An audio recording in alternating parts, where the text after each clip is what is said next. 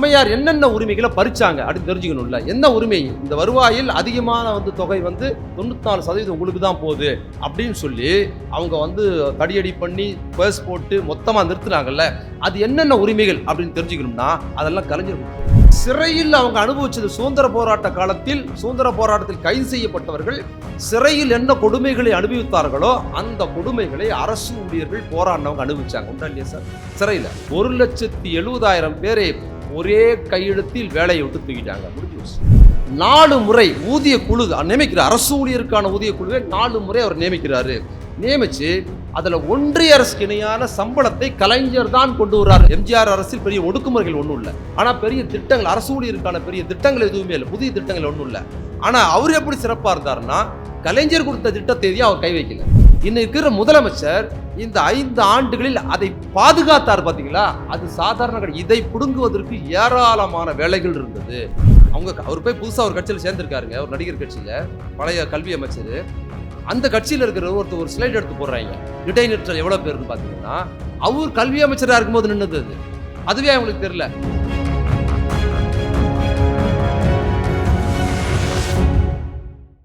ஆசிரியருக்கு இவ்வளவு சம்பளமா? எவ்வளவு சம்பளம் ஆசிரியருக்கு? இவ்வளவு சம்பளமா? அதிக சம்பளம் வாங்குற நீங்க போராடலாமா? இப்படி ஒரு கேள்வியை ஒரு சாமானியன் கேட்கல. 2011 2019 ஜனவரி மாதம் 25ஆம் தேதி அன்னைக்கு இருந்த முதலமைச்சர் கேட்ட கேள்வி இது. எல்லாம் இங்கே பேசுனாங்க. இது எவ்வளோ சிரமம் கொடுத்தோம், அவங்க சந்திக்க விரும்பலை, அப்பாயின்மெண்ட்டே கொடுக்கலன்னு. அதெல்லாம் விட்டுருங்க. பொது வழியில் ஆசிரியர் போராட்டம் நடக்கும்போது 2019ஆம் ஆண்டு ஜனவரி மாதம் 25ஆம் தேதி அந்த போராட்டம் குறித்து அன்றைய முதலமைச்சர் பேசுனது, ஆசிரியருக்கு இவ்வளோ சம்பளமா? ஏதோ முதலமைச்சரோட அதிக சம்பளம் மாதிரியான ஒரு துணி. இவ்வளோ சம்பளமா? இவ்வளோ சம்பளம் வாங்குற நீங்கள் போராடலாமா அப்படின்னு ஒரு சொல் இருக்குல்ல.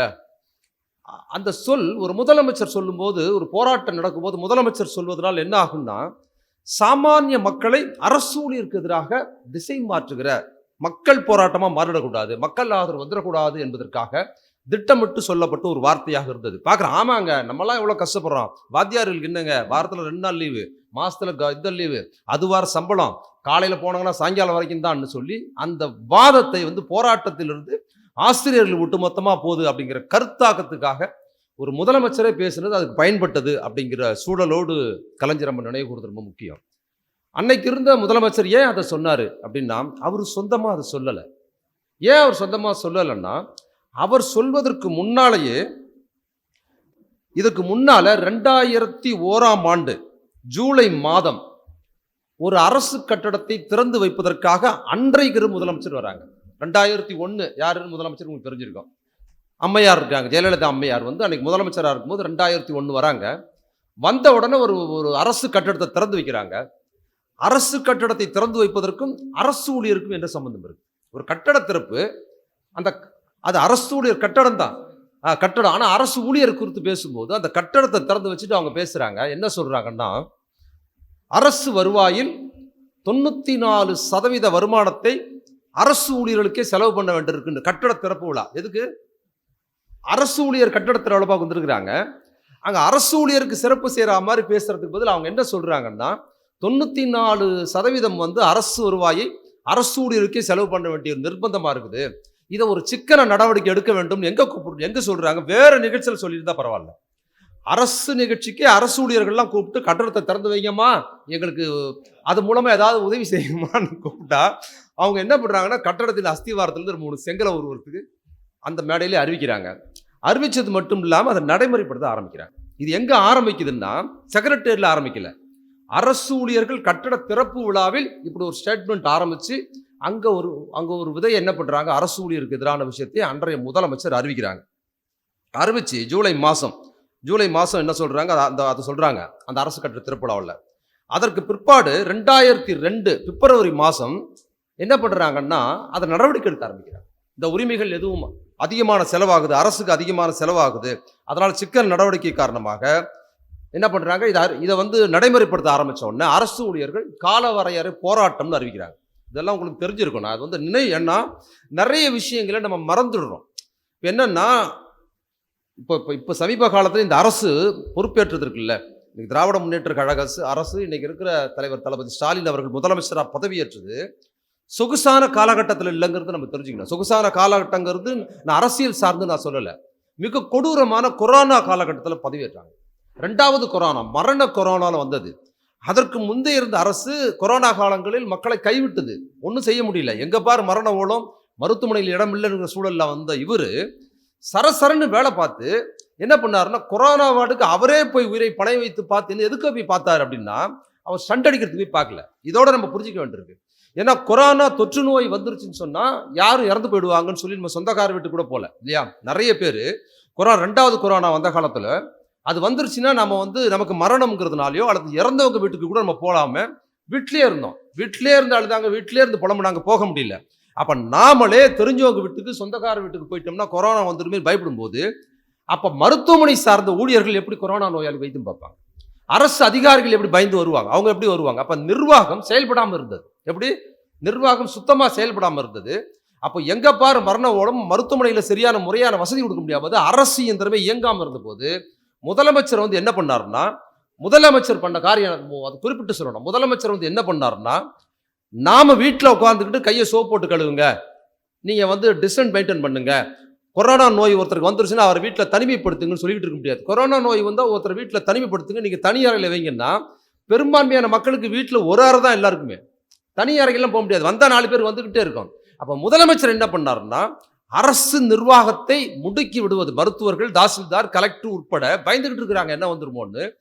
முதலமைச்சர் வந்த உடனே என்ன பண்ணாருன்னா, நேரடியாக அரசு மருத்துவமனை, கோயம்புத்தூர் இருக்கிற அரசு மருத்துவமனையில் கொரோனா வார்டுக்குள்ளே போய் நேரடியாக உள்ளேயே பார்த்தார். நோயாளிகளை பார்த்தது எதுக்காக பார்த்தாருன்னா, முதலமைச்சராக இருக்கிற நாம் போய் கொரோனா நோயாளிகளை பார்த்தாச்சுன்னு சொன்னால் அரசு திரும்ப தானா எழுந்து நிற்கும். அவர் போய் கொரோனா வார்டில் பார்த்த அடுத்த நிமிஷம் சரசரசரன் அரசு தாசில்தார் வந்துட்டார், கலெக்டர் வந்துட்டார், எல்லாரும் போய் பார்க்க ஆரம்பிச்சாங்கல்ல. இப்படி தான் இந்த கட்டமைப்பை உருவாக்குனார். அந்த சூழல் ரொம்ப முக்கியமானது. அதோட பொருத்தி பார்க்கணும். அதை அப்போது 2002 பிப்ரவரி மாதம் அன்னைக்கு அந்த அம்மா இந்த மாதிரி விஷயங்கள் இந்த மாதிரி விஷயங்கள்னு அவங்க அறிவிக்கிறாங்க. அதுக்கப்புறம் காலவரையற போராட்டம் அப்படின்னு அரசு ஊழியர்கள் அறிவிச்சிட்டாங்க. பிப்ரவரி மாதம் அறிவித்த உடனே இந்த போராட்டத்தை நிறுத்துவதற்கு என்ன பண்ணுறாங்க, அன்றைக்கு இருந்த பொன்னையன் அவரை பேச்சுவார்த்தைக்கு முதலமைச்சர் அனுப்புகிறாங்க. இது எல்லாமே சினிமா மாதிரி சம்பந்தம் இல்லை. ஒரு முதலமைச்சர் அரசு கட்டட திறப்புலாவுக்கு வர்றாரு.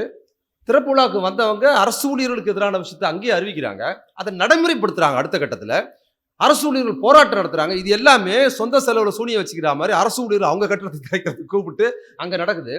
அதற்கு பிற்பாடு இவங்க போராட்டத்தை அறிவித்ததுக்கு பிற்பாடு முதலமைச்சர் சார்பாக பொன்னையன், அமைச்சராக இருக்கிற பொன்னையன் பேச வராரு. அவர் வாக்குறுதி கொடுக்குறாரு, நீங்கள் போராட்டத்தை வாபஸ் வாங்குங்க, இது எதுவுமே நடக்காதுங்கிறாங்க. அரசு ஊழியர்கள் நம்பி வாபஸ் வாங்கிடுறாங்க. பொன்னையன் போயிடுறாரு. அவ்வளோதான், அதோட முடிஞ்சு போகுது. திருப்பி அது நடைமுறைக்கு வருது. அதாவது வாக்குறுதி கொடுத்துட்டு இதெல்லாம் ஒன்றும் ஆகாது. அது இன்னொரு விஷயத்தில் குறிப்பிட்டு சொல்லணும், எதுவுமே புதிய கோரிக்கைகள் அல்ல. ரொம்ப முக்கியமாக இன்னைக்கு நீங்கள் சொல்றதெல்லாம் புதிய கோரிக்கைகள். இதை செய்யலாமல் விட்டுட்டீங்க, செய்யாமல் விட்டுட்டீங்கன்னு. அன்றைய முதலமைச்சர்கிட்ட அரசு ஊழியர் சங்கம் எந்த புதிய கோரிக்கைகளையும் வைக்கல. மாறாக அம்மையார் சொன்னது, ஏற்கனவே இருக்கிற விஷயங்கள் உங்களுக்கு சாதகமாகவும் அதிகமாக செலவாகவும் இருக்குது, அதை கட் பண்ணுன்னு சொல்றாங்க. இவங்க எதுவும் புது டிமாண்ட் பண்ணவே இல்லை. அப்ப இருக்கிறத இல்லைன்னு மாத்தினோடனே ஒரு அமைச்சர் பேசுறாரு, வாக்குறுதி கொடுக்குறாரு. அதை நம்பி ஒரு அமைச்சர் பேசுனா வாக்குறுதி கொடுத்து வாபஸ் வாங்கி தானே செய்யணும். போராட்டம் வாபஸ் வாங்கப்படுது. வாபஸ் வாங்கி பார்க்குறாங்க. 1 மாதம் ஆகுது, 2 மாதம் ஆகுது, 6, 8 மாதம் வரைக்கும் ஒரு நடவடிக்கை இல்லை. அந்த என்ன பண்ணுறது, அந்த உரிமைகள் எல்லாமே நிப்பாட்டாங்க. எதுவுமே இல்லை, நிப்பாட்டாங்க. அப்போ மீண்டும் என்ன பண்ணுறாங்க, அரசு ஊழியர்கள் போராட்டத்தை அறிவிக்கிறாங்க. அப்போ 2002 8 மாதம் கழித்து அக்டோபர் மாதம் பேச்சுவார்த்தை ஒன்றும் இல்லைன்னு சொல்லி மீண்டும் போராட்டத்தை அறிவிக்கிறாங்க. அறிவிச்சா என்ன போது மிரட்டல் நடக்கும். இந்த முறை பேச்சுவார்த்தை எல்லாம் இல்லை. அவங்க தன்னோட அடுத்த அவங்களோட உண்மையான இதாக வெளியே காட்டுறாங்க. பேச்சுவார்த்தைலாம் பண்ணி உங்களுக்கு நிப்பாட்டத்தை தான் பண்ணேன். இப்போ என்னன்னா, நீங்கள் போராடினீங்கன்னா உங்கள் மீது கடுமையான ஒடுக்குமுறையை செய்வேன். பெண் அரசு ஊழியர்கள் மீது சொல்ல முடியாது, நான் வாய் திறந்து இப்போ சொல்ல முடியாது, அப்படி வழக்கு போடுவேன்னு சொல்லப்பட்டது இல்லை சார். பெண் ஊழியர்கள் மீது, ஒரு பெண் முதல்வராக இருக்கும்போது போராட்டத்தில் பங்கெடுக்கிற அரசு பெண் ஊழியர்கள் பங்கெடுத்தார்கள் சொன்னால் அவங்க மேலே நான் போடுற வழக்குங்கிறது சொல்லப்பட்டது. அந்த வார்த்தையை சொல்லப்பட்டது. இப்படிலாம் போட்டு பண்ணுவோம், போராடக்கூடாதுன்னு மிரட்டப்பட்டது. அதையும் மீறி போராட்டம் நடந்துச்சு. போராட்டத்தை அறிவிச்சிட்டாங்க. போராட்டத்தை 2003 போராட்டம் அறிவிப்பு அறிவிச்ச உடனே போராட்டத்தை அறிவிக்கிறதுக்கு ஜூலை மாதம் அறிவிக்கிறாங்க. போராட்டத்தை ஜூலை 1ஆம் தேதி நடக்குது. ஜூலை 1ஆம் தேதி போராட்டம்னு அறிவிக்கிறாங்க. முன்னால என்ன பண்றாங்க, நிர்வாகிகள்லாம் கைது பண்ணிட்டாங்க. எல்லா நிர்வாகம் யாரெல்லாம் போராட்டத்தை ஆர்கனைஸ் பண்ற யாரெல்லாம் யூனியன் லீடரா இருக்கிறாங்களோ அவங்களெல்லாம் கைது பண்ணிட்டாங்க. கைது பண்ணிட்டு மக்களே அவங்கள எங்க கொண்டு போனாங்கன்னு தெரியாது. இது எல்லாமே ஏதோ சுதந்திர போராட்ட காலத்தில் சுதந்திர போராட்டத்துக்கு எதிராக போராடிய வரலாறோ எமர்ஜென்சி காலத்தில் நடந்த ஒடுக்குமுறையோ நான் சொல்லலை. இது எல்லாமே எப்போ நடந்தது? 2003 நடந்தது. அப்புறம் என்ன ஆயிடுச்சு, அரசு ஊழியர்கள் ஒரு நாள் முன்தள்ளி போராட்டத்தை ஆரம்பிச்சிடுறாங்க. அப்போ போராட்டம் கடுமையாக நடக்குது. போராட்டம் கடுமையாக நடக்கும்போது சொல்ல முடியாத அளவுக்கு ஒடுக்குமுறை படித்த ஆசிரியர்கள், படித்த அரசு ஊழியர்கள் மீது அந்த அரசே ஒரு வன்முறையை, கொடூரமான வன்முறை நடத்துது. மிக கொடூரமான வன்முறை நடத்துது. அப்ப என்ன பண்ணுது, அவங்க சொன்ன மாதிரி செய்யறாங்க. இந்த மாதிரி பேச்சுவார்த்தை அதெல்லாம் கிடையாது. என்ன பண்றாங்க, கைது பண்ணி சிறையில் வைக்கிறாங்க. சிறையில் அவங்க அனுபவிச்சது சுதந்திர போராட்ட காலத்தில், சுதந்திர போராட்டத்தில் கைது செய்யப்பட்டவர்கள் சிறையில் என்ன கொடுமைகளை அனுபவித்தார்களோ அந்த கொடுமைகளை அரசு ஊழியர்கள் போராடினவங்க அனுபவிச்சாங்க. உண்டா இல்லையா சார்? சிறையில் அவ்வளவு கிரிமினல்ஸ் நடத்துற மாதிரி ஜெயிலில் நடத்தப்பட்டாங்க. ஜெயிலுக்கு போன அரசு ஊழியர்கள் ஜெயில் நடத்தைகளுக்கு எதிராக போராட்டம் நடத்துறாங்க. அங்க போய் சரியா நடத்த முடியல, ரொம்ப மோசமா நடத்துறாங்கன்னு ஒரு போராட்டத்தை நடத்துறாங்க. அதுக்கப்புறம் ஒடுக்குமுறை கடுமையா நடக்குது. அதை விட முக்கியமாக முடிச்சு போச்சா, சரி கைது பண்ணி வச்சாச்சு, போராட்டம் முடிவுக்கு வரலன்னு என்ன பண்றாங்கன்னா, எஸ்பான் ஒரு சட்டத்தை கொண்டு வந்து ஒரே ஒரு கையெழுத்தில் 1,70,000 ஆசிரியர்கள் வேலையை டிஸ்மிஸ் பண்ணி ஒரு உத்தரவு போடுறாங்க. முடிச்சு வச்சு ஒண்ணுமே 1,70,000 இவ்வளவு பெரிய போராட்டம் இருக்குமா? நான் என்ன சொல்றேன்னா, நீ இதெல்லாம் செய்யல. ஒரு போராட்டத்தை மதிக்கிற பண்புன்னு ஒன்று இருக்குல்ல, குறைந்தபட்சம் போராட்டத்துக்கு ஒரு மதிப்பு இருக்கு. கலைஞர் ஆட்சியிலும் போராடி இருக்கிறாங்க, எல்லா ஆட்சியிலும் இந்த ஆட்சியிலும் போராடி இருக்கிறாங்க. ஆனா போராட்டத்தை மதிக்கிறது வந்து அரசாங்கம், அதுவும் அரசு ஊழியர் போராடும் போது ஒரு ஆளும் கட்சி அரசு ஊழியரை மதிச்சு பேசுறதுன்னு ஒன்று இருக்கு பாத்தீங்களா, அது எதுவுமே அங்கே இல்லை. வெள்ளைக்கார அரசை எதிர்த்து அன்னைக்கு இருக்கிற சுதந்திர போராட்ட நடவடிக்கையில் போராடிய போது வெள்ளைக்கார அரசு என்ன ஒடுக்குமுறை செய்ததோ அதே ஒடுக்குமுறையை அன்னைக்கு அம்மையார் தன் கிட்ட இருக்கிற அரசு ஊழியர்களுக்கு எதிரான வன்முறையை நடத்தினாங்க. சிறையில் போட்டாங்க, ஜாமீன்ல வரி முடியல, சிறையில் வன்கொடுமை செய்தாங்க. அதற்கு பின்னால் அதிலையும் திருப்தி அடையாமல் 1,70,000 பேரை ஒரே கையெழுத்தில் வேலையை விட்டு தூக்கிட்டாங்க. முடிஞ்சு போச்சு. இப்போ பழைய பென்ஷன் அப்படிங்கிறது இப்போ வரும்ல, இதெல்லாம் எப்பவுமே நமக்கு ஒரு விஷயம் திருப்தி ஆயிடுச்சுன்னா அடுத்தது ஒரு இலக்கு இருக்கும்ல. ஆனா அம்மையார் ஆட்சியில பென்ஷன் இல்லை, சம்பளமே இல்லை, வேலையே கிடையாது. 1,70,000 கையெழுத்துல வேலையை விட்டு தூக்கிட்டாங்கன்னு வந்துருச்சு. அவ்வளவுதான், முடிஞ்சு போச்சு. அதுக்கப்புறம் சங்கம் என்ன பண்ணுதுன்னா, போராட்டத்திலிருந்து சட்ட போராட்டத்துக்கு போகுது. சட்ட போராட்டத்துக்கு ஹைகோர்ட்டுக்கு போறாங்க. ஹைகோர்ட்ல போனா ஹைகோர்ட் என்ன பண்ணுது, ஒட்டுமொத்தமா தமிழக அரசு போட்ட திட்டத்தை ஒரே கையெழுத்துல அது தள்ளுபடி பண்ணிட்டு இது செல்லுபடி ஆகாதுன்னு 1,70,000 பேர் என்ன பண்ணுது, வேலையில சேர்க்கணும் உத்தரவு போட்டுருது. கோர்ட்டு உத்தரவு போட பிறகு விட்டுருலாம்ல அந்தம்மா, அப்பவும் விடல. அவங்க கோர்ட்டு சொல்லிட்டு நான் விட்டுருவேனான்னு சொல்லிட்டு மேல்முறையீடுக்கு சுப்ரீம் கோர்ட்டுக்கு போறாங்க. இதெல்லாம் நம்ம திருப்பி சொல்லணும். எதுக்காக சொல்றோம்னா, நான் அந்த கொரோனா காலம் சொன்னேன்ல, அந்த கொரோனா காலம் இவ்வளவு கஷ்டப்பட்டு நீங்க சாமானிய மக்கள் வாழ்க்கை தரம் வந்து ரொம்ப கீழே இருந்ததுங்க. அவங்களாம் கூலி வேலைக்கு போனாதான் சாப்பிட முடியும். நான் கண் முன்னால பார்த்துருக்கிறேன். அன்னாடம் போனாதான் சாப்பாடு. லாக்டவுன், வேலை கிடையாது, சாப்பாட்டுக்கு இல்லை. கொரோனாவில் இறந்து போனவர்களோடவும் பட்டினிச்சாவில் இறப்பவர்களோட எண்ணிக்கை அதிகமாகிடுங்கிற சூழல் வந்துருச்சு. கையிருப்பு இருக்கிறவங்க, மாத சம்பளம் இருக்கிறவங்க, அரசு ஊழியர் இருக்கிறவங்க, ஒரு மற்றவங்க எல்லாரும் வந்து ஒரு தனியார் ஒருத்தர் வேலை பார்க்குறவங்க, சேமிப்பு இருக்கிறவங்கலாம் என்ஜாய் பண்ணாங்க.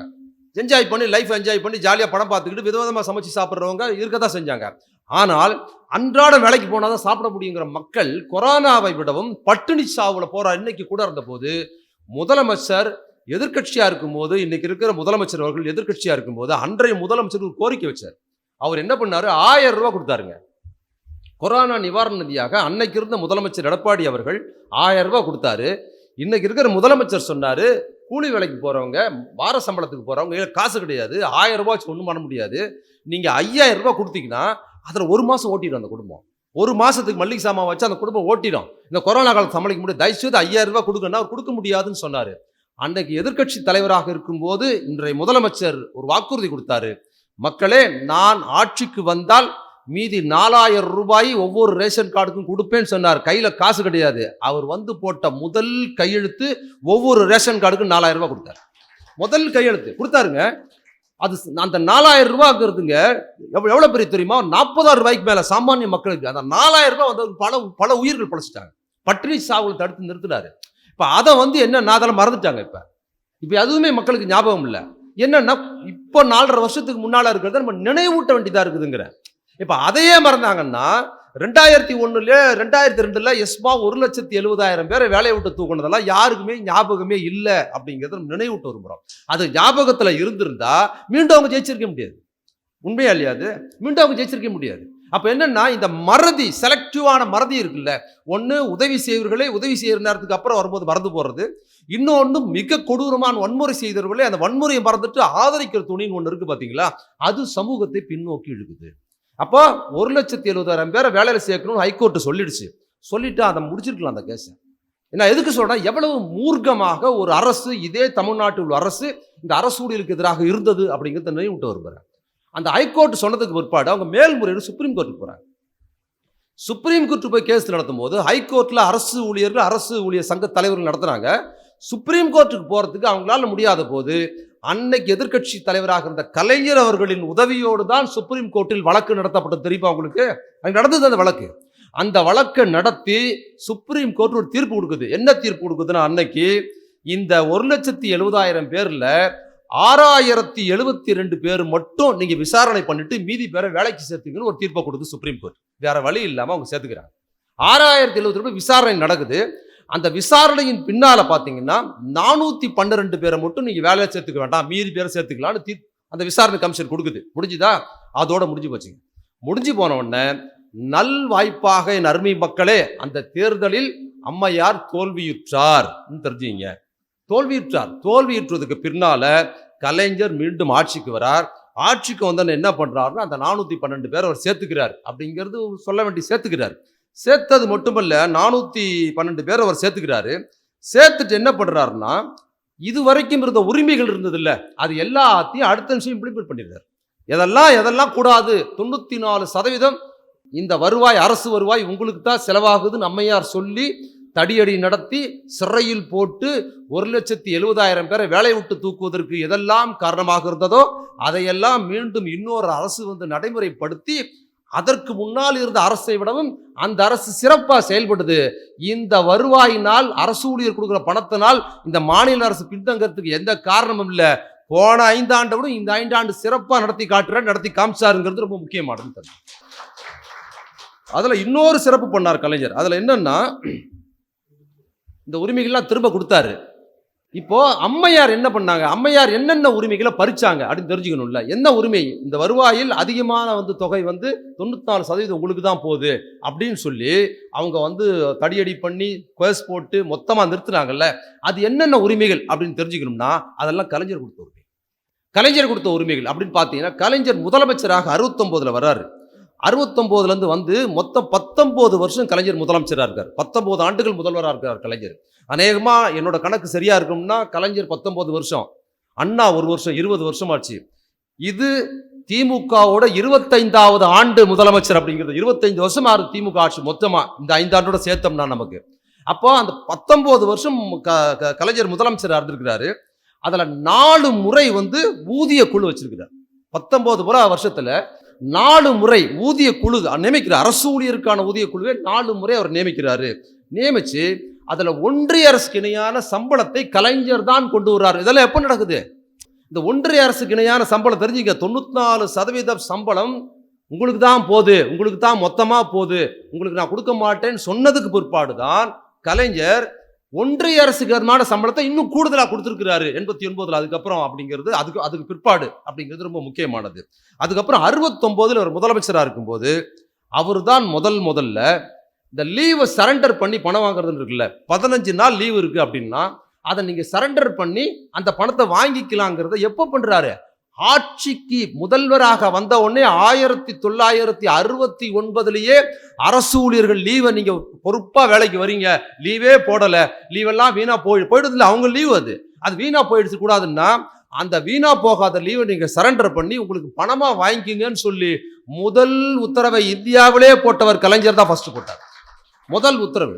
அதற்கு பிற்பாடு கடன் கொடுக்கிறார், வாகன கடன், வீட்டு கடனுக்கான லோனு கலைஞர் தான் முதல்ல எப்ப சொல்றாரு? 1969 அது செய்யறார். திருமண கடன், வாகன கடன், வீட்டு கடனை 1969 அண்ணாவுக்கு பிற்பாடு, அவர் இறந்ததுக்கு பிற்பாடு வந்த உடனே அது செஞ்சிருக்கிறாருங்கிறது ரொம்ப முக்கியமானது.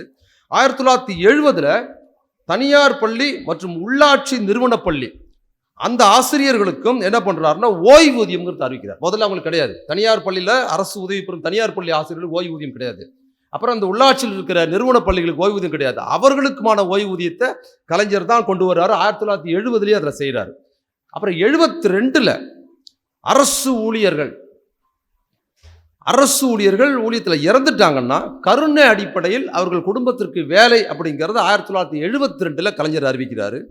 73ல் 10 ஆண்டுகள் பணி முடித்திருந்தால் 72 அதை அறிவிக்கிறார். 10 வருஷம் ஒருத்தர் வேலை முடிச்சிருந்தாங்கன்னா செலெக்ஷன் கிரேடு, 20 வருஷம் வேலை முடிச்சிருந்தாங்கன்னா அவங்க இந்த ஸ்பெஷல் கிரேட்ல ப்ரொமோஷன் கொடுக்குறங்கிற முறையை அவர் தான் முதல்ல கொண்டு வர்றாரு. அப்புறம் 1974 இறந்தால் நிதியுதவி, இறந்தவங்களுக்கான நிதியுதவி கொடுக்கறது அப்படிங்கிறதும் கலைஞர் தான் கொண்டு வர்றாரு. அப்புறம் தமிழாசிரியர்கள் முதல்நிலை தமிழாசிரியர்கள், இரண்டாம் நிலை தமிழாசிரியர்கள்னு பாகுபாடு இருந்திருக்கு தமிழாசிரியர்கள் மத்தியில். அதை ஒழித்து ஒரே மாதிரியான கொண்டு வந்ததும் கலைஞர் தான் அதில் கொண்டு வந்திருக்கிறாரு. அதே போல் 71 புலவர் பட்டம் பெற்ற தமிழாசிரியர்கள் டீலெட் அப்படிங்கிற அந்தஸ்து கொடுத்து அவர்களை தரம் உயர்த்த அந்த விஷயத்தை செஞ்சதும் கலைஞர் தான் செஞ்சிருக்கிறாரு. அதை விட ஒரு சிறப்பு, ஆசிரியர்களுக்குள்ளாரியே ஆங்கில ஆசிரியருக்கு பிசிக்ஸ், கெமிஸ்ட்ரி, மற்ற ஆசிரியர்களுக்கெல்லாம் தலைமை ஆசிரியர்களுக்கான தகுதிகள் இருக்குது. ஆனால் தமிழ் ஆசிரியருக்கு அது இல்லைங்கிறது தமிழ்நாட்டில் ஆசிரியர்களுக்குள்ளாரே இருந்தது உண்டு. அது தமிழ்நாட்டுக்குள்ளார தமிழ் தான் எல்லாம் இருந்த போது எல்லா ஆசிரியருக்கும் தலைமை ஹெட்மாஸ்டர் ஆயிடலாம், ஒரு மேக்ஸ் டீச்சர் ஆயிடலாம், இங்கிலீஷ் டீச்சர் ஆயிடலாம், எல்லாம் ஆயிடலாம். தமிழ் ஆசிரியருங்கிற ஒரு கேலி பொருளாக சமூகத்தில் பார்க்கப்பட்டது. ஒரு கிண்டல் பண்ற சினிமாவில் தமிழ் ஆசிரியர்கள் கேலி பண்றது, சரி தமிழ் ஆசிரியர்கள் கோமாளி மாதிரி சினிமாவில் சித்தரிக்கிறது, இது மாதிரி காட்சி அமைப்புகள்லாம் வந்துருந்த சூழல். அதே மாதிரி அரசு நிர்வாகத்துக்குள்ளாரியே ஒரு தலைமை ஆசிரியர் ஆவதற்கான தகுதி தமிழ் ஆசிரியருக்கு இல்லைங்கிற கான்செப்ட் இருந்தது. இதை ஆசிரியர் சங்கம் கூட பெருசாக எடுத்துக்கவே இல்லை. இது என்னங்க, இது ஆசிரியர் எல்லாம் ஒன்று தானே, தமிழ் ஆசிரியர் நம்ம தாய்மொழியை கற்றுக் கொடுக்குறவர், அவர் எப்படி தலைமை ஆசிரியர் ஆகக்கூடாதுன்னு சங்கங்கள் கூட கேட்காத போது தமிழ் ஆசிரியரும் தலைமை ஆசிரியர் ஆகலாம்ங்கிற உத்தரவை கொண்டு வந்தவர் தலைவர் கலைஞர் தான் கொண்டு வந்து கொடுத்தாருங்கிறது ரொம்ப முக்கியம். அவ்வளவு நுட்பமான விஷயங்கள் அவர் பண்ணியிருக்கிறாரு. அதுக்கப்புறம் 1989 ஒன்றிய அரசுக்கு இணையான சம்பளம் கொடுத்தாரு. 1990 பொங்கல் போனஸ் தீபாவளிக்கு தான் வழக்கமாக கொடுப்போம் இல்லையா, தீபாவளிக்கு தான் போனஸ் கொடுப்பாங்க. பொங்கலுக்கு அரசு ஊழியருக்கு ஒன்றும் கிடையாது. அப்போ பொங்கலுக்கு ஏதாவது கொடுக்கணும் என்பதனால் கருணை தொகையில் ஒரு போனஸ் அப்படிங்கிறத கலைஞர் தான் முதல்ல அறிவிக்கிறார்.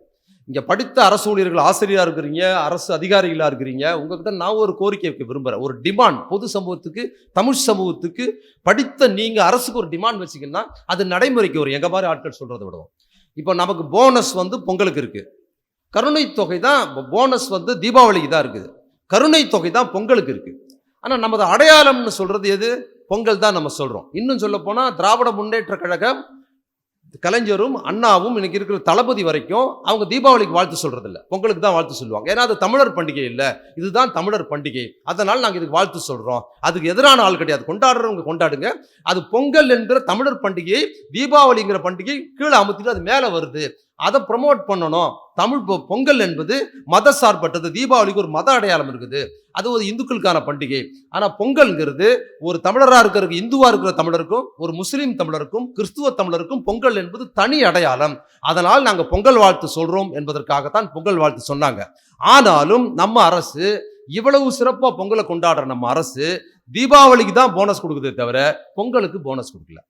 அப்போ என் சார்பாக நான் கோரிக்கை பல வருஷமாக சொல்லிக்கிட்டு இருக்கிறேன், உங்கள் சார்பாக தமிழ் அடையாளத்தோடு இருக்கணும்னா கருணை தொகையை தூக்கி தீபாவளியில் போட்டுட்டு தீபாவளி இருக்கிற பொங்கலை தூக்கி நீங்கள் என்ன பண்ணணும், போனஸ் எடுத்து பொங்கலுக்கு கொடுத்தாச்சுன்னு சொன்னால் மிக சிறப்பாக தமிழ் அடையாளம் இன்னும் சரியாக வரும். இன்னும் சிறப்பாக சொல்லணும்னா, ஒரு பண்டிகை கொண்டாடப்படுவதற்கு என்னென்னா, ஒரு பண்டிகைனோ மனிதனுக்கோ மரியாதை சமூகத்தில்னா பொருளாதார பின்புலம் தான் அவனுக்கு மரியாதை கொடுக்குது. சமூகத்தில் காசு தான் மதிக்கிறான். கல்யாணத்துக்கு சொந்தக்கார வீட்டு கல்யாணத்துக்கே நம்ம போவோம், கூட பிறந்த அக்கா தங்கச்சி வீட்டு கல்யாணத்துக்கு, மாமா வீட்டு கல்யாணத்துக்கு போனால் கூட அங்கேயே நம்மளை கண்ணுக்கு தெரிஞ்ச பார்த்தியா அவங்களுக்கு காசுகள் தான் பார்க்குறாங்க அப்படிங்கிற சொந்தத்துக்குள்ள ரத்த சொந்தத்துக்குள்ளே அது இருக்குது. அப்போ பண்டிகைக்கும் அது இருக்குது. சமூகத்தில் பொருளாதார பின்புலம் இருந்தால் தான் எல்லாவற்றுக்கும் ஒரு அங்கீகாரம் இருக்குது. அப்போ தீபாவளி ஏன் பெருமளவில் கொண்டாடப்படுது அப்படின்னு சொன்னால், தீபாவளிக்கு அரசு ஊழியர்களுக்கும் தனியார் நிறுவனங்கள் கொடுக்குற போனஸ் இருக்குது பார்த்தீங்களா, அந்த போனஸ் தீபாவளியை ப்ரமோட் பண்ணுது. தீபாவளி வருவதற்கு சில மாதங்களுக்கு முன்னாலே மக்களை என்ன பண்ணுது, தனியார் நிறுவனங்கள் தயார் பண்ணுது. தள்ளுபடி விற்பனை, தீபாவளி கொண்டாட்டத்துக்கு தள்ளுபடி விற்பனை, நீங்கள் தீபாவளிக்கு இந்த பொருள் வாங்குங்க, இந்த ஆஃபர் வருதுன்னு சொல்லி போனஸை குறிவைத்து நிறுவனங்கள் விளம்பரங்கள் வருவதனால் என்ன பண்றாங்க, தீபாவளிக்கு ஒரு மாதத்திற்கு முன்னாலே கொண்டாடுவதற்கான மனநிலைக்கு அடிப்படை காரணமாக இருப்பது எதுவென்றால் அந்த போனஸ் முக்கிய பாத்திரம் வகிக்குது. அப்போ அந்த போனஸை எடுத்துட்டு நீங்க பொங்கலுக்கு கொடுத்தாச்சுன்னு சொன்னா இதற்கான முக்கியத்துவம் ஆஃபர், தீபாவளி ஆஃபர் பூரா பொங்கல் ஆஃபருக்கு வந்து இவங்க எல்லாரும் பொங்கலை ப்ரமோட் பண்ண ஆரம்பிச்சாங்கன்னா பொங்கல் ஒரு முக்கியத்துவம் பெறும் என்பதனால் அதை நான் சொல்ல விரும்புகிறேன். கேரளாவில் இருக்கிற கம்யூனிஸ்ட் கட்சி அரசோ கேரளாவில் இருக்கிற காங்கிரஸ் அரசோ அவர்கள் தீபாவளிக்கு போனஸ் தருவதில்லை, அவங்களோட பண்டிகையான ஓணத்துக்கு தான் போனஸ் தருகிறார்கள். நம்ம அரசு சங்க தலைவர்கள்லாம் வந்திருக்கிறார்கள். அவர்கிட்ட நான் கோரிக்கையாக வைக்கும்போது உங்களின் சார்பாக நலன்களை சொல்லும்போது தமிழ் சமூகத்தை வழிநடத்துகிற பொறுப்பு படித்தவர்களுக்கும் அரசு ஊழியர்களுக்கும் அரசு அதிகாரிகளுக்கும் இருக்குது. நீங்க வந்து அறிவு சார்ந்த துறை சார்ந்து உள்ள போது தோழமையான கருத்துக்களை அரசு கிட்ட மக்கள் சார்ந்து வைக்கிற கோரிக்கைகளை இதை சேர்ந்து நீங்க ஒரு கோரிக்கையா வச்சுக்கணுங்கிறதையும் உங்கள்கிட்ட நான் சொல்லிக்கிறேன் ஒரு கோரிக்கையா. அப்போ அந்த போனஸ் பொங்கலுக்கான கருணத்தொகை போனஸ்ங்கிறதும் கலைஞர் தான் கொடுத்தாரு. அதற்கு பிற்பாடு முழு பென்ஷன் பெறறதுக்கு 33 வருஷம் இருக்கணும் இருந்திருக்கு. 33 வருஷம் நீங்க சர்வீஸ்ல இருந்தாதான் முழு பென்ஷன் முடியும் அப்படிங்கிறத கலைஞர் 3 வயசு குறைச்சி 30 வருஷம் சர்வீஸ் இருந்தா போதுங்கிறத 1997 ஆண்டு சரிதானே 97 அதை அறிவிக்கிறாருங்கிறதும் அதோட சிறப்பு. நான் சீக்கிரம் முடிச்சிடறேன், என்ன மணி ஆயிடுச்சு.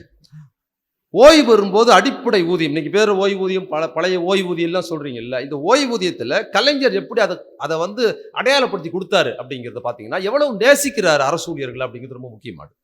என்னன்னா ஓய்வு பெறும்போது அடிப்படை ஊதியம் 50%, அப்புறம் கடைசி 10 மாத ஊதியம் 50%. இந்த 2 அமௌண்ட்ல எது கூடுதலா இருக்குதோ அதை நான் பென்ஷனா கொடுப்பேன்னு அறிவித்தவர் தான் கலைஞருக்கு தெரிஞ்சுக்க. அதுதான் அது முக்கியம். எது கம்மியா இருக்குதோ அதை கொடுக்கலன்னு சொல்லாம எது அதிகமா இருக்குதோ அதை கொடுப்பேன்னு சொன்னாருங்கிறது அவரோட சிறப்பு. பல்வேறு விஷயங்களை செஞ்சுட்டாரு. 2006 ஜெயா ஆட்சியில இருந்து அந்த அம்மா போனதுக்கு பிற்பாடு இவ்வளவு ஒடுக்குமுறைக்கு போனதுக்கு பிற்பாடு எல்லாத்தையும் திருப்பி கொடுத்துட்டாருங்கிறது இல்லை, அது மட்டும் அவரோட சிறப்பு இல்லை. ஒடுக்குமுறைக்கு உள்ளான வழக்கு இல்லை, அது மொத்தத்தையும் வாபஸ் வாங்க, எல்லார் மேலையும் போட்ட வழக்கு ஒட்டுமொத்தமா வாபஸ் வாங்கினாரு. அந்த 5 ஆண்டுகள்ல புதுசா வேலைக்கு எடுக்கிறது நிப்பாட்டிருச்சு. அரசு ஊழியர் எடுக்கவே இல்லை அரசு. அப்ப என்ன ஆகுதுன்னா வயது மூப்படைஞ்சிட்டாங்க. சில பேர் அரசுக்கு வேலைக்கு எலிஜிபிள் இல்லை. அப்ப என்ன ஆச்சுன்னா 5 வருஷம் எடுக்காது அவன் பாவம் கிடையாது, இல்லை அரசு வேலைக்குன்னா படிச்சுட்டு தயாரா இருந்தவங்க அரசு வேலைக்கு எடுக்காதனால அவன் வயசு பார் ஆயிடுச்சு, போக முடியாதுன்னு சொல்லும்போது கலைஞர் எப்படி யோசிக்கிறாருன்னா அரசு ஊழியரா இருந்தவர்களுக்கு மட்டும் இல்ல அரசு ஊழியா வரவங்களுக்கு என்ன பண்ணாருன்னா அதை காலம் தள்ளி 5 ஆண்டுகள் என்ன பண்றாரு எக்ஸ்டெண்ட் பண்ணி கொடுத்தாரு. அந்த காலத்தில் இருக்கிறவங்க நீ அரசு ஊழியர் ஆகலாங்கிற அந்த திட்டத்தையும் போட்டு கொடுத்தாருங்கிறது மிக சிறப்பானது. இது மாதிரி பல விஷயங்களை பண்ணியிருக்கிறாரு. போராட்ட களங்கள்ல ஊதியமே இல்லை, அது ரொம்ப முக்கியமானது. அரசு ஊழியர்கள் அன்னைக்கு 2002 2003 ஒரு வீரம் சிறந்த போராட்டத்தை நடத்தினாங்க. நாங்கெல்லாம் அப்போ பார்த்துக்கிட்டு இருந்தோம். இப்படி ஒரு போராட்டம் வந்து அரசு ஊழியர்கள்லாம் வேலைக்கு போவாங்க, பயந்தவங்களா இருப்பாங்க, எதுக்கு வரமாட்டாங்கன்னு கிடையாது. அரசு என்ன ஒடுக்குமுறை சொன்னாலும் செய்தாலும் அதை எதிர்த்து நாங்கள் போராடுவோம் என்பதற்கு ஒரு சாட்சி தான் 2003 போராட்டம். அன்னைக்கு போராடிய போது இவங்களுக்கு வேலையே போயிடுச்சு. அரசு ஊழியர்களுக்கு வேலையை எடுத்துட்டாங்க. அன்னைக்கு இருந்த அம்மா வேலையை சுத்தமாக காலி பண்ணிட்டாங்க. ஆனால் கலைஞர் வந்ததுக்கு பிற்பாடு என்ன பண்ணாருன்னா அந்த போராட்ட காலத்தில் போராட்டம் பண்ணாங்கல்ல, போராட்ட காலத்தில் அரசுக்கு எதிராக போராடிய காலங்களில் அன்னைக்கு இருந்த அரசு என்ன பண்ணுச்சுன்னா அது என்ன பண்ணா விடுமுறை வந்து சம்பளம் இல்லா விடுமுறையை அறிவிச்சு, காசு கிடையாது அதுக்கு. கலைஞர் என்ன பண்ணார் வந்து அது சம்பளம் உள்ள நாளாவே அறிவித்து அரசுக்கு எதிராக போராடினவங்களுக்கு சம்பளம் உண்டுன்னு போட்டு அதையும் வாங்கி கொடுத்தாரு அன்னைக்குங்கிறது வந்து அவரோட சிறப்பு, கலைஞரோட சிறப்பு அப்படிங்கிறது ரொம்ப முக்கியமானது. அது வந்து இன்னொரு விஷயம் இருந்தது, ஆசிரியர்களுக்கு அரசு ஊழியர்களுக்கு தெரியும். அன்னைக்கு வந்து அந்த அம்மையார் என்ன பண்ணாங்கன்னா இவங்க தேவையில்லை, நம்மளுக்கு கவர்மெண்ட்ல புதுசாக ஏற்கனவே உள்ள யாருமே நமக்கு தேவையில்லை, புதுசாகவே வச்சிடலாம் முடிவு பண்ணிட்டாங்க. அவங்க திரும்பி வந்திருந்தாங்கன்னா யாருக்குமே இன்னைக்கு வேலை கிடைத்திருக்காது. அப்படிதான் முடிவில் இருந்தாங்க. அப்போ கலைஞர் அதில் அவங்க ஒன்று பண்ணாங்கன்னா காலையில் போனால் வேலையில் கையெழுத்து போடணுன்னு இருந்தது. ஆனால் அந்த அம்மா என்ன பண்ணாங்கன்னா மாலையில் போகும்போது கையெழுத்து போட்டு போகணும்னு வச்சுருந்தாங்க. சாயந்தரம் வேலையை விட்டு போடணும்னு கையெழுத்து போட்டுருந்தாங்க. கலைஞர் வந்து மாலையில் கையெழுத்து போட வேண்டிய கட்டாயம் இல்லை என்கிற உத்தரவையும் கலைஞர் வந்து போட்டாருங்கிறத நம்ம தெரிஞ்சுக்கணும். அப்போ கலைஞர் என்ன பண்ணாருன்னு நம்ம சொல்றதுல வந்து சிறப்பு பண்ணார்னு சொல்லலாம். ஆனா அந்த சிறப்புகளை அதற்கு எதிராக இருக்கிறவர்கள் எந்த காரணம் கொண்டு நீக்கினார்களோ அவ்வளவு சிறப்பு வாய்ந்த திட்டங்களை கலைஞர் போட்டு கொடுத்திருக்கிறாரு அப்படிங்கிறது அதோடு சேர்த்து பார்க்கும்போது தான் கலைஞரோட சாதனை. இது ஒரு பருந்து பார்வையாக நான் சொல்லியிருக்கிறேன். ஒவ்வொரு பாயிண்ட்டையும் எடுத்து தீவிரமாக விளக்கி பேசலாம், அதற்கான நேரம் இல்லை. இன்னொன்று இதெல்லாமே உங்களுக்கு தீவிரமாக தெரிஞ்ச ஒன்று தான். இதை நம்ம எதுக்கு தெரிஞ்சுக்கணும், ஏன்னா இதை நினைவூட்ட விரும்ப வேண்டியதாக இருக்கு. ஏன்னா நான் இந்த இவ்வளவு பெரிய சேலஞ்ச் பண்ணி இவ்வளவு பெரிய விஷயத்த கலைஞர் அதற்கு முன்னாலே பண்ணியிருக்கிறாரு. அதற்கு பின்னால் என்ன பண்றார், திருப்பியும் அதை விட பாய்ச்சலா பண்ணியிருக்கிறாருங்கிறது கலைஞரோட சிறப்புகள்ல மிக முக்கியமானது. நீ நடுவுல பார்த்தீங்கன்னா, கலைஞருக்கு முன்னால இருந்த அரசுல இருந்த பெருந்தலைவர் காமராஜர் அரசாகட்டும், அண்ணா வந்ததுக்கு பிற்பாடு, கலைஞர் வந்ததுக்கு பிற்பாடு இருந்த எம்ஜிஆர் அரசாகட்டும், அன்னைக்கு வந்த எம்ஜிஆர் அரசில் பெரிய ஒடுக்குமுறைகள் ஒன்றும் இல்லை. ஆனா பெரிய திட்டங்கள், அரசு ஊழியருக்கான பெரிய திட்டங்கள் எதுவுமே இல்லை, புதிய திட்டங்கள் ஒன்றும் இல்லை. ஆனா அவர் எப்படி சிறப்பா இருந்தாருன்னா, கலைஞர் கொடுத்த திட்டத்தேதியை அவர் கை வைக்கல, அதில் எதுலையும் அவர் பண்ணவே இல்லை. அதற்கு பிற்பாடு வந்த அரசு இது எல்லாத்தையும் பண்ணும்போது அதை திருப்பி ரெக்கவரி பண்ணி கொடுத்துருக்கிறாருங்கிறது ரொம்ப சிறப்பானது. அதில் இன்னொரு விஷயம், அவர் 69 வந்து 71 வரைக்கும் பண்ணி 73 76 வரைக்கும் இருந்தார்கள் ஆட்சியில். அப்போ அரசு ஊழியருக்கு பண்ண திட்டங்கள் இருக்குல்ல, அரசு ஊழியர்கள் கலைஞரோட அவங்க பயணிக்கிறாங்கங்கிறது அதற்கு பின்னால் வந்த ஆண்டுகளால் மட்டும் கிடையாது. அவர் 69 76 வரைக்கும் அரசு ஊழியருக்கு செய்ததை பார்த்துதான் அரசு ஊழியர்கள் என்னைக்குமே கலைஞருக்கு ஆதரவாக இருந்ததுக்கு காரணம் என்ன, நன்றி மறப்பது நன்றென்று தலைப்பு வச்சிருக்குல்ல, அரசு ஊழியர்கள் இப்போதல்ல எப்பொழுதுமே அவர்கள் நன்றி மறந்ததில்லை என்பதற்கு சாட்சி என்னன்னா, கலைஞரை எமர்ஜென்சி காலத்தில் தோற்கடித்து விட்டு அதற்கு பின்னால் எம்ஜிஆர் வந்தபோது எம்ஜிஆர் அரசு ஊழியர்கள் இல்லாத கிராமப்புறங்களில் எல்லாம் வெற்றி பெற்றார், அரசு ஊழியர் இருக்கிற நகரப்புறங்களில் அவரால் எப்பொழுதுமே வெற்றி பெற முடியவில்லை என்பதற்கு என்னன்னா, அரசு ஊழியர்கள் தனக்கு நலத்திட்டம் கொடுத்தாங்கிறது மட்டுமில்ல, எம்ஜிஆர் கலைஞர் குறித்து சொன்ன பொய்களை மக்கள் நம்பினார்கள், அரசு ஊழியர்கள் நம்பவில்லை. அவர்கள் கலைஞரோடு தான் அப்பவும் நின்றார்கள், அதற்கு அப்பவும் நின்றார்கள், இப்பவும் நிற்கிறார்கள்ங்கிறது ரொம்ப முக்கியமானது. இன்னைக்கு இருக்கிற முதல்வர் அதர் நீட்சியாக இதில் முக்கியமாக சொல்லணும்னா, இப்போ நிறைய பேர் இந்த விஷயம் வரல, மேடம் கூட சொன்னாங்க வாட்ஸ்அப்பில் இப்படி பண்ணுறாங்கன்னு. இன்னைக்கு இருக்கிற அரசு அன்னைக்கு இருந்த ஒன்றிய அரசை விடவும் இன்னைக்கு இருக்கிற ஒன்றிய அரசு மிக மோசமான ஒன்றிய அரசு. அப்போ அம்மையார் எல்லாத்தையும் பறிச்சாங்க, கலைஞர் திருப்பி கொடுத்தாரு, அதுக்கு முன்னால கொடுத்தாரு, அதுக்கு மேலே திருப்பி கொடுத்தாரு. இன்னைக்கு இருக்கிற முதலமைச்சர் இந்த 5 ஆண்டுகளில் அதை பாதுகாத்தார். பார்த்தீங்களா, அது சாதாரண கிடையாது. இதை பிடுங்குவதற்கு ஏராளமான வேலைகள் இருந்தது. இந்த நலத்திட்டங்கள்ல எல்லாத்தையும் பிடுங்கணும், பென்ஷனை கொடுக்கவே கூடாதுங்கிறது மட்டுமில்ல, பல்வேறு விஷயங்கள் ஆட்குறைப்பு செய்வது, புதிய ரெக்ரூட்மெண்ட் கொடுக்கக்கூடாதுங்கிறதுல ஒன்றிய அரசு நிதி பற்றாக்குறையை கொடுத்து அரசு ஊழியர்களை குறைப்பதற்கான எல்லா வேலைகளையும் செய்த போதும் என்ன ஆனாலும் அரசு ஊழியர்கள் விஷயங்களை நான் ஒரு சலுகையில் கூட கை வைக்க மாட்டேன் 5 ஆண்டுகள் ஃபைட் பண்ணது பல பேருக்கு தெரியாது. புதுசா செய்ய முடியல, அதை செய்ய முடியலன்னா இல்ல, கொடுக்க முடியாத சூழல் இருந்ததுனால் அதை செய்ய முடியாமல் இருந்தது. அதை அவர் பாதுகாத்தார். ஒரு கோழி முட்டையை பாதுகாப்பது போல் இந்த திட்டங்களை பாதுகாத்து அதை கொண்டு அடுத்த கட்டத்தில் விட்டுட்டு இன்னைக்கு அந்த பென்ஷன் ஸ்கீம் அறிவிச்சிருக்கிறாருங்கிறது ரொம்ப முக்கியமானது. அது மட்டும் இல்ல, இடஒதுக்கீடை இன்னைக்கு முதலமைச்சர் வந்ததுக்கு பிற்பாடு 30% 40% அறிவிச்சிருக்கிறார் முதலமைச்சருங்கிறது, அரசு ஊழியர்களுக்குங்கிறது அது மிக முக்கியமானது. மகப்பேறு விருப்பு காலம் அப்படிங்கிறத 9 மாதமா இருந்ததை இன்னைக்கு 1 வருஷமா பெண்களுக்கு மாத்திருக்கிறார் முதலமைச்சருங்கிறது ரொம்ப முக்கியமானது. அதிலும் குறிப்பா இந்த அரசு துறை பத்தி நம்ம சொல்லணும். மக்கள் மத்தியில், எளிய மக்கள் மத்தியில ஒரு பழமொழி உண்டு இல்லையா, அரைக்காசானாலும் அரசாங்க காசு, கால் காசானாலும் கவர்மெண்ட் காசு.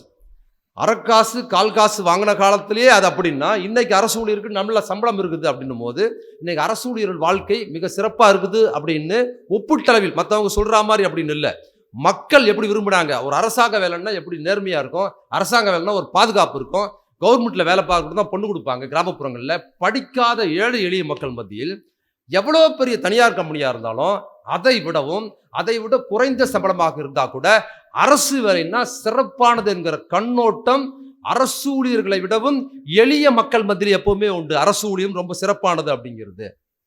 அப்போ எளிய மக்கள் மத்தியில் அரசு நிர்வாகம் எவ்வளவு சிறப்பா இருக்குது அப்படிங்கிற அந்த கண்ணோட்டம் இருக்கு பாத்தீங்களா, அந்த கண்ணோட்டத்தோடு மக்களோடு சேர்ந்து அரசு ஊழியர்கள் பயணிக்க வேண்டிய ஒரு முக்கியமான காலகட்டத்தில் நம்ம இருக்கிறோம். இந்த அரசு நிறுவனம் அப்படிங்கிறத பொதுத்துறையை பாதுகாப்பதற்கு பார்த்தீங்களா, பொதுத்துறையை பாதுகாத்தாதான் நாம் எதையுமே பாதுகாக்க முடியும். அது அரசு உத்தியோகம் மட்டும் இல்லை, எந்த ஒரு பொதுத்துறை அரசு கையிலிருந்து நடுவி அது தனியார் துறைக்கு போயாச்சுன்னு சொன்னா எதற்குமே இடஒதுக்கீடு இம்ப்ளிமெண்ட் பண்ண முடியும். இடஒதுக்கீடு அடிப்படையில் நம்ம படிச்சிருக்கிறோம், இடஒதுக்கீடு அடிப்படையில் தான் கல்வி கிடைச்சது. நமக்கு நீதி கட்சி வந்ததுக்கு பிற்பாடு தான் பள்ளிக்கூடங்கள் திறக்கப்பட்டது. படிக்க முடியாத மக்களுக்கு பிசி, அதுக்கப்புறம் எஸ்சிங்கிற கேட்டகரி கொடுத்து தான் இடஒதுக்கீட்டில் படிக்க வச்சாங்க.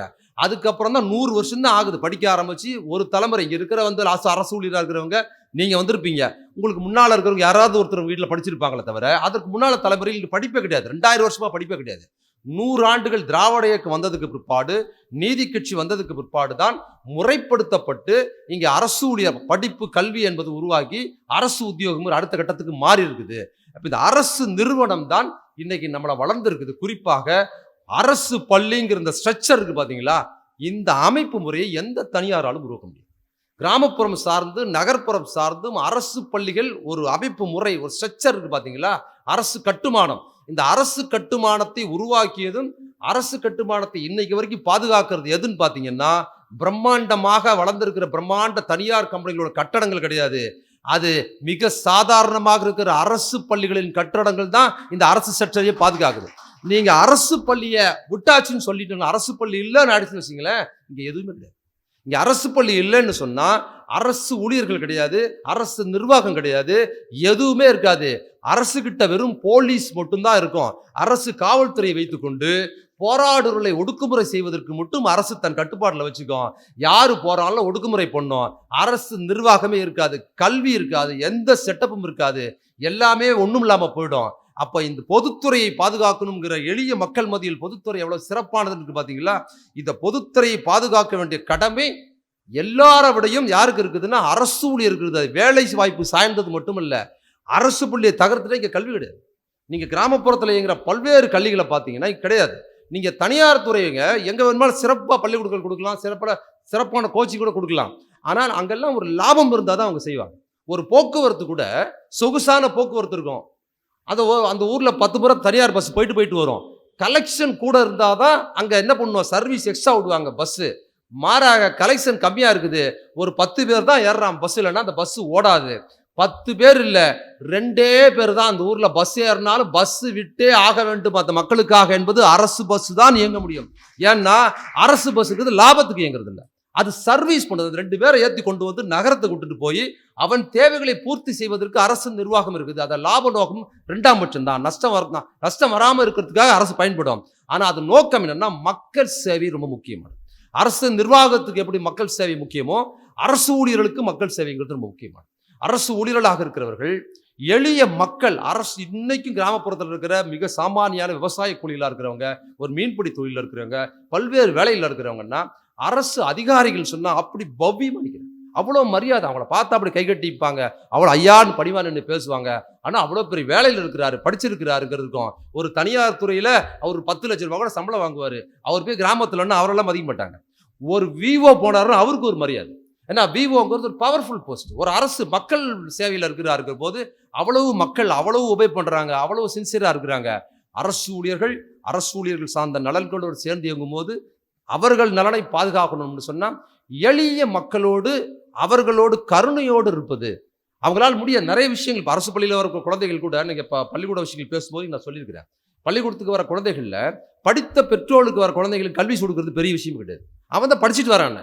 பள்ளிக்கூடத்துக்கு வரும்போதே இப்பெல்லாம் பள்ளிக்கூடத்தில் சேர்க்கும் போதே குழந்தைகள் படிச்சுட்டு தான் வருது. நாங்கள்லாம் பள்ளிக்கூடத்துக்கு வந்து தான் படித்தோம், இப்போ பள்ளிக்கூடத்துக்கு வரும்போதே படிச்சுட்டு தான் வருது. சில நேரங்களில் வாத்தியாரே 9 கேள்வி கேட்குது. இது வரும்போதே 1வது யூகேஜி எல்கேஜிலே அது ஏராளமாக கற்றுக்கிட்டு வருது. அப்படி வருது. அப்படி அம்மா அப்பா படிச்சுலாம் இருக்கிறாங்க, தாத்தா படிச்சுட்டு இருக்கிறாரு, பாட்டி படிச்சுலாம் இருக்கிறாங்க, எல்லாருமே படிச்சிருக்கிறாங்கன்னும் போது ஒரு குழந்தை பிறக்கிற சூழல்லையே அது கல்வி சார்ந்தா, கல்வியின் முக்கியத்துவம், கல்விக்கான சூழல், கல்விக்கான செட்டப்பு, படிக்கணும், மனுஷனா பிறந்தா படித்தாகணுங்கிற ஒரு கட்டாயம். அப்பா படிம்பாரு, அம்மா படிம்பாங்க, அத்தை படிம்பாங்க, சித்தப்பா படிம்பாங்க. பார்க்குறவங்களாம் என்ன படிச்சிட்டியா, ஒரு ரைம் சொல்லு, இந்த சித்தப்பா வந்திருக்காரு, ஒரு இங்கிலீஷில் ஒரு ரைம் சொல்லுன்னு சொல்லி கல்வி சார்ந்த சூழல் இருக்கும். அந்த குழந்தைகளுக்கு படிப்பதற்கான ரீடிங் ரூம் கூட தனியாக ஒன்று இருக்கும். அந்த குழந்தைகள் போய் என்ன பண்ணுறது, அந்த குழந்தைகள் போய் ஒரு தனியார் பள்ளிக்கூடத்தில் எங்கேயோ அந்த குழந்தை 100க்கு 100 வாங்கிறது பெரிய சாதனை கிடையாது. அது ஆல்ரெடி படிச்சுட்டே வருது, அதை படிக்க வைக்கிறது பெரிய விஷயம் கிடையாது. ஆனால் ஒரு எழுத படிக்க தெரியாத பெற்றோருக்கு, ஒரு கூலி விவசாயி இருக்கிற பெற்றோர்களுக்கு, வறுமையில் வாடுகிற பெற்றோருக்கு குழந்தையா இருக்கிறாங்க பார்த்தீங்களா, அந்த குழந்தைகள் அரசு பள்ளியில் தான் படிக்கும். அந்த குழந்தைய படிக்க வைக்கிறதுக்கான சோர்ஸே கிடையாது. அப்பா படிக்க சொல்ல மாட்டாரு, அம்மாவும் படிக்க சொல்ல மாட்டாங்க, படித்தவங்க யாருமே கிடையாது. அந்த குழந்தையே படிப்பு மேலே விருப்பப்பட்டு படிக்க உட்காந்தா அதை படிக்காத சூழல் சொல்றதுக்கு தான். படிக்க உட்காரலான்னு ஒரு பொண்ணு புத்தகத்தை விரிச்சு ஒரு 5வது படிக்கிற பொண்ணு, 7வது படிக்கிற பொண்ணு புத்தகத்தை உட்காந்து படிச்சுதுன்னு சொன்னா அந்த நேரம் தான் அங்கே ஆடு அம்மான்னு கத்தும். அவங்க அம்மா கூப்பிடுவாங்க, அந்த மீனை கொஞ்சம் ஆஞ்சி கொடுப்பாங்க. அவங்க அப்பா கூப்பிடுவார், பையனாக இருந்தால் கூப்பிட்டு மூட்டை தூக்கு அங்கே வீடாம்பாங்கன்னா ஏதாவது ஒரு வேலை நடந்துக்கிட்டே இருக்கும். உழைக்கும் குழந்தைகளாக இருக்கிறாங்க. சாமானிய மக்களின் குழந்தைகள் அவர்கள் படிப்பு என்பது 2ஆம் பட்சம். மாறாக இளம் வயதிலேயே குடும்பம் சார்ந்து உழைக்கும் குழந்தைகளா இருக்கிறாங்க. அவங்க வேலை பார்க்குறாங்க. வீட்டு வேலைகள் கடினமான பெரியவர்கள். நம்ம ஆசிரியரா இருக்கிற, நான் பேச்சாளரா இருக்கிற, நாம் பார்ப்பதற்கு தயங்குகிற, என்னால் முடியாத வேலைகளை, உங்களால் முடியாத வேலைகளை உங்களிடம் படிக்கிற 6ஆம் வகுப்பு 7ஆம் படிக்கிற குழந்தைகள் தம் வீட்டில் வேலை பார்க்குறான், மாடு மேய்க்கிறான், ஏர் உழுவுறான், மூட்டை சுமக்கிறான், அப்பா உதவியா மண்ணு தூக்கிட்டு போகுது, கூடையில சாணி வாரி கொண்டு போகுது. இந்த வேலையெல்லாம் நம்மளால செய்ய முடியாது, வயது வந்துடலாம். அந்த குழந்தைகள் செய்து அந்த குழந்தைகளுக்கான படிக்கிற சூழல் கிடையாது. ஏதாவது சுத்தி வந்தா படிக்கிற சூழலை உருவாக்குறதுக்கு ரொம்ப அரிதான சூழல்ல அந்த குழந்தை அதையும் மீறி படிச்சு அங்கிருந்து கொஞ்சம் தூரம் நடந்து வந்து அரசு பஸ்ல ஏறி பள்ளிக்கூடத்துல புதுங்கி இறங்கி கொண்டாந்து பள்ளிக்கூடத்துல படிச்சு அது 35 மார்க் 40 மார்க் எடுத்து பாருங்க. ஒரு படிப்பதற்கு சூழல் இல்லாத எளிய கூலி தொழிலாளியின் குழந்தை எடுக்கிற 40 மார்க்கு படித்த பரம்பரையில் தனியார் பள்ளிக்கூடத்தில் படிக்கிற குழந்தையோட 100 மார்க்கை விட அது பல மடங்கு உயர்ந்தது. இப்படி நம்ம புரிஞ்சுக்கணும். அப்ப கல்வியை எது சூழல்ல படிக்கிறது? அப்புறம் இன்னொரு சூழல்ல ஒருவேளை குழந்தை சரியா படிக்கல, பள்ளிக்கூடத்துக்கு ஒரு பையன் சரியா படிக்கல, எப்ப பாரு ஊதாரித்தனமா இருக்கிறான், ஒழுங்கா படிக்க மாட்டான், ஹோம்ஒர்க் எழுத மாட்டான்னு சொன்னா அந்த குழந்தையை நேரடியாக நம்ம பார்த்துட முடியாது. அந்த குழந்தையோட குடும்ப சூழல் எப்படி இருக்கு? அப்பா அம்மாவை அடிச்சிருக்கலாம் ராத்திரி, அவர் குடிச்சிட்டு வந்து தகராறு பண்றவரா இருக்கலாம், படிக்க விடாத சூழலா இருக்கலாம், குடும்பத்துல கணவனுக்கு மனைவி சண்டை இருக்கலாம், பக்கத்து வீட்டுல அடிதடியா இருக்கலாம். இந்த சூழல்ல அந்த குழந்தை என்ன பண்ண முடியும்? ஹோம்ஒர்க் எப்படி எழுத முடியும்? சொன்னதை எப்படி எழுத முடியும்? அப்படின்னா அந்த குழந்தையின் பின்னணி என்னன்னு தெரிஞ்சுக்கிறது, அந்த குழந்தையை கருணையாக அணுவது, அரசு ஊழியர்கள் தன்னை தேடி வருகிற, அலுவலகத்துக்கு தேடி வருகிற சாதாரண மக்கள் உதவி கேட்டு வந்தாங்கன்னு சொன்னா அவங்க அறியாமையில் ஒரு முறைக்கு 2 முறை தப்பா கேட்டாலும், ஏதோ அவங்க ஆதாரத்தை கொண்டு வராம புரியாம பேசினாலும் அவங்க வேணும்னே செய்யறது இல்லை. அவங்க திருப்பி அதை செய்வதற்கான உடனடியாக செஞ்சு கொடுக்குற வாய்ப்புகளை நாம செஞ்சு கொடுக்கணும். அதை இந்த அரசு, அதுவும் அரசு ஊழியர்கள் சிறப்பான நன்றியை சொல்லணும். இந்த அரசு இப்போ ஒரு இடத்துல ஒரு வேலையை பார்த்து மிக பெருமளவில் மக்கள் மத்தியில் செல்வாக்கு பெற்றுவதற்கு இந்த அரசு ஊழியர்கள் முக்கிய காரணம். அது என்னன்னா, ஒரு முதல்வன் நான் முதல் இல்ல, மக்களோட திட்டம் ஒவ்வொரு பகுதியிலும் அரசு தாசில்தார்ல இருந்து அரசு அதிகாரிகள் வந்து அங்கேயே இருந்து மக்கள் கோரிக்கைகளை சொல்லி கொடுத்து, மக்கள் அரசு அலுவலகத்துக்கு போய் அதிகாரிகளை தேடி போறது போய் அரசு அதிகாரிகளை மக்கள் மத்தியில் தேடி வர வைத்த ஒரு சிறப்பான முதல்வர் நம்ம முதல்வர். அதை இந்த அரசு ஊழியர்கள் மிக சிறப்பா இந்த முதல்வரோட சேர்ந்து இந்த அரசுக்கும் ஒரு சிறப்பான பேரை ஏற்படுத்தி கொடுத்துருக்காங்க. அதனால அவங்க கிட்ட வேண்டி கடைசியா கேட்டுக்கிறது என்னன்னா, இந்த திட்டங்கள் அரசு இன்னைக்கு இருக்கிற இன்றைக்கு முதலமைச்சரோட இந்த ஆட்சி, அவர் எவ்வளவு சிரமப்பட்டு இருக்கிறார். நம்மளோட இந்த விஷயத்தை விட்டுருங்க, பல்வேறு துறைகள்ல நீங்க பள்ளிக்கல்வியே எடுத்துங்க. பள்ளிக்கல்வித்துறையில இந்த பள்ளிக்கூடத்தை நடத்தவே வேண்டாம்ங்கிறது தான், அரசு பள்ளிகளே நடத்தக்கூடாது அப்படிங்கிறது தான் ஒன்றிய அரசோட திட்டம். இங்க இருக்கிற பள்ளிக்கூடங்களை மூடுறதுக்கான ஏற்பாடு, அரசு பள்ளிகளை எண்ணிக்கையை குறைப்பது, பற்றாக்குறை மாணவர் பற்றாக்குறையா இருக்கிற பள்ளிக்கூடத்தை மூடுவது, மாணவர்கள் ஒன்று தெரிஞ்சுங்க, சரியா பள்ளிக்கூடத்துக்கு பசங்க வரல, பற்றாக்குறையா இருக்குது அப்படின்னு விட்டுட்டா அது மாணவர்களோட போறதில்லை. கொஞ்ச நாள் பார்த்தீங்கன்னா தெரியுமா, அந்த படத்துல எண்ணிக்கை குறைவா இருக்கு, அந்த பள்ளிக்கூடத்தை நடத்த தேவையில்லான்னு மூடுவதன் மூலமாக 4 வாத்தியாருக்கு வேலை போயிடும். இந்த திட்டம் தான் ஒன்றிய அரசு திட்டம். அதை ஃபைட் பண்ணியிருக்குது. நமது ஆட்சி வந்ததுக்கு பிற்பாடு, இன்னைக்கு பள்ளிக்கல்வித்துறை அமைச்சர் அன்பில் மகேஷ் அவர்கள் வந்ததுக்கு பிற்பாடு, பள்ளிக்கூடத்திலிருந்து இடைநிற்றலே இல்லை என்கிறது இந்த 5 ஆட்சியில. பாதியில் நிற்கிற பசங்களே இல்லை. இந்த டீச்சர்லாம் வந்திருக்கிறாங்க, ரொம்ப அரிது. அப்படியே எவனாவது ஒருத்தன் நின்றுட்டான்னா வாத்தியார்களுக்கு கூடுதல் வேலையா இருக்குதுன்னு கூட சில பேர் நினைக்கலாம். அவனை கூட்டு வந்து நீ எப்படியாவது சேர்க்கணும்னு ஒரு நிர்பந்தம் இருக்கு பாத்தீங்களா, அது அந்த பையனுக்கு மட்டும் பாதுகாப்பது இல்லை, தெரிஞ்சுங்க, அது உங்கள் பணியையும் பாதுகாப்பது. அந்த பசங்க வராம போயிட்டா மூட சொல்றாங்க பள்ளிக்கூடத்தை. ஆனா இன்னைக்கு இந்த 5 வருஷத்துல, இந்த 5 ஆண்டுகளுக்கு முன்னால் நான் மிகைப்படுத்தி சொல்ல, 2021 நான் பள்ளிக்கூடங்களை பேசியிருக்கிறேன், கடந்த ஆட்சியில் பள்ளிக்கூடங்களை போய் பேசியிருக்கிறேன்.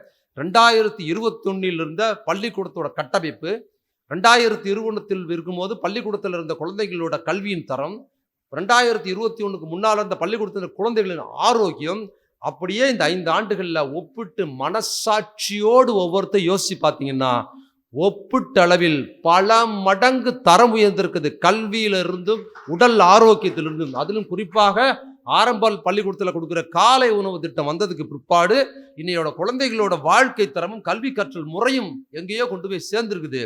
அரசு ஊழியர்களுக்கு அவர் அறிவிச்சிருக்கிறார், நான் செய்வேன்னு சொல்லி அறிவிச்சிருக்கிறாரு. ஒன்றிய அரசோட ஃபைட் பண்ணி ஒண்ணுமே இல்லாத பள்ளிக்கூடத்தில் இன்னைக்கு எவ்வளவோ பள்ளிக்கூடங்கள் மூடினாங்க. இப்போ கூட போய் ஒரு கட்சியில், ஒரு நடிகர் கட்சியில் சேர்ந்திருந்தார் முன்னாள் கல்வி அமைச்சர், அவர் போய் சேர்ந்துட்டாரு. அவர் சேர்ந்துட்டு அவரே ஞாபகம் மறதில்லை. அவங்க கட்சி சார்ந்தவங்களே சொல்றாங்க, இடைநிற்றல் பார்த்தீங்களா எவ்வளோ பேருன்னு. அவர் போய் புதுசாக ஒரு கட்சியில் சேர்ந்திருக்காருங்க, ஒரு நடிகர் கட்சியில், பழைய கல்வி அமைச்சர். அந்த கட்சியில் இருக்கிற ஒருத்தர் ஒரு ஸ்லைட் எடுத்து போடுறாங்க, இடைநிற்றல் எவ்வளோ பேருன்னு பார்த்தீங்கன்னா, அவர் கல்வி அமைச்சராக இருக்கும்போது நின்னது அது. அதுவே அவங்களுக்கு தெரியல. அதனால தான் தற்கூறின்னா கோச்சிக்கிறாங்க. அவர் இருக்கும்போது இருந்தது. அதுக்கு தான் அமைச்சர் அன்பில்மிகு சவால் விட்டு சொன்னார், எங்காவது இடைநிற்றல் இப்போ நாங்கள் வந்திருந்தா காட்டு, இவ்வளோ பேர் எண்ணிக்கையில் இருந்தால் காட்டு. இடைநிற்றல்னு தெரிஞ்சா வாத்தியார் ஒவ்வொருத்தரும் தன் குழந்தைய பார்க்குற மாதிரி ஓடி போய் அவனை கூப்பிட்டு வந்து விசாரித்து அக்கறை எடுத்து பார்க்குறாங்கங்கிறது வந்து மாணவர்களுக்கும், எளிய மாணவர்களுக்கும், எளிய பெற்றோர்களுக்கும், ஆசிரியர்களுக்குமான உறவு இதுவரை இல்லாத அளவுக்கு மிக பிரமாதமாக இப்போ கட்டமைச்சிருக்குது. அப்படிங்கிறதும் இந்த 5 ஆண்டுகளில் ஆசிரியர்களுக்கு என்ன செய்ய முடியலையோ, அடுத்த நம்ம மேடம் அவங்க சொன்னாங்கல்ல, இப்போ செஞ்சே இருக்கக்கூடாது, நீ ஓட்டு போட்டு அப்புறம் செய்யணும்னு சொல்லணும்னு, அவங்க அதை வந்து போல்டா சொல்லிட்டாங்க. ஒரு முதலமைச்சர் அப்படி சொல்ல முடியாது. ஆனால் அவங்க வந்து நியாயத்தை புரிஞ்சதுனால அவங்க கோபத்தை அவங்க பிரதிபலிக்கிறாங்க. இந்த முதலமைச்சர் அடுத்த 5 ஆண்டுகளில் நீங்கள் என்னெல்லாம் கோரிக்கை வைத்திருக்கிறீங்களோ, என்னெல்லாம் இன்னைக்கு வந்து வாட்ஸ்அப்பில் மெசேஜாக வெளியில் வருதோ, அதையெல்லாம் நிவர்த்தி செய்கிறா வருவார். நான் எதற்கு வந்து கலைஞரை பற்றி சிறப்புகள் சொல்லும்போது எப்பவுமே நீங்கள் வந்து ஒரு கதாநாயகனை பற்றி சொல்லணும்னா, வில்லன் ஒருத்தர் இருந்தால் தான் கதாநாயகன் சிறப்பு தெரியும். அப்போ நீங்கள் கலைஞர் அதை செஞ்சார் இதை செஞ்சார்னா தெரியாது. அதெல்லாம் நடுவில் பிடிங்கிட்டாங்க. வேலையே இல்லைங்க, பென்ஷன் இல்லை, வேலையே கிடையாது அப்படின்னு ஒரு முறையில் வந்து ஈவு இறக்கம் இல்லாமல் நடந்த ஒரு அரசு, அப்படி கலைஞர் கொண்டு வந்த திட்டத்திலிருந்து மாற்றி கொண்டு வந்த அரசு தான் இன்னைக்கு இருக்குதுங்கிறத தெரிஞ்சுங்க. இந்த அரசு 94 விழுக்காடு உங்களுக்கு தான் சம்பளம் போகுது, மக்களுக்கு நாங்கள் ஒன்றுமே பண்ண முடியலன்னு சொன்ன அரசு கிட்ட இருந்து மீட்டு மீதி அதையெல்லாம் கொடுத்து அதை பாதுகாத்து வச்சிருக்கிற அரசு இன்னைக்கு வரைக்கும் ஒரு வார்த்தை தெரிஞ்சு வச்சுக்கோங்க, அரசு ஊழியர்களையும் மக்களையும் விரோதமாக சித்தரிப்பது மாதிரி எந்த காலகட்டத்திலையும் இந்த அரசு ஒரு வார்த்தை பேசுறது கிடையாது. ஏன்னா ஒரு பிரச்சனை நடக்கும்போது திசை திருப்பறதுக்கு ஈஸியாக பேசிட்டு போயிடலாம். நீங்கள் பஸ் ஊழியர் ஸ்ட்ரைக் நடந்தால் கூட மக்கள் பாதிக்கப்படுறாங்க பார்த்தியா அப்படின்னு சொல்லிட்டு மக்களுக்கும் பஸ் ஊழியர்களுக்குமான ஸ்ட்ரைக்காக மாற்றிடுது. அதுவும் நடந்தது இல்லை சார், அதுவும் நடந்தது அந்த ஆட்சியில். அது விரோதமாக மக்களை வந்து மக்களுக்கு விரோதிகளாக அரசு ஊழியர்களை சித்திக்கிற போக்கு இந்த ஆட்சியில் என்ன போராட்டம் நடத்தினாலும் இந்த ஆட்சியே தேவையில்லை, இதை அகற்றி தீராகணும்னு ஒரு அரசு ஊழியர் நினைக்கிறாருன்னு சொன்னாலும் கூட அவர் இந்த அரசு ஊழியர் அவர் எனக்கான ஆசிரியர், எனக்கான அரசு ஊழியர் தான் இந்த அரசு பார்க்குதே தவிர இந்த அரசு யாரையும் எதிராக பார்க்கல. இவங்களை ஆதரித்து இவங்க கோரிக்கையை அடுத்த கட்டத்துக்கு கொண்டு போகணுங்கிறது அவங்க நோக்கம். அதை செய்திருக்கிறார். ஆட்சி திரும்ப வந்ததுக்கு பிற்பாடும் அதை செய்வார். இதெல்லாம் எதுக்கு நான் நெருக்கி சொல்கிறேன்னு சொன்னால், நாம் திருப்பியும் ஆரம்பித்த இடத்துலையே முடிக்கிறேன். அரசு ஊழியர்களுக்கு இவ்வளோ சம்பளமா அப்படின்னும், நீங்கள் இவ்வளோ சம்பளம் வாங்குற நீங்கள் போராடலாமா அப்படிங்கிற ஆட்சி திரும்பவும் வந்துடக்கூடாது என்பதில் நாம் கூடுதலாக கவனமாக இருந்துட்டோம்னா மீதி எல்லாமே சிறப்பாக நடக்கும். வாய்ப்புக்கு நன்றி, வணக்கம்.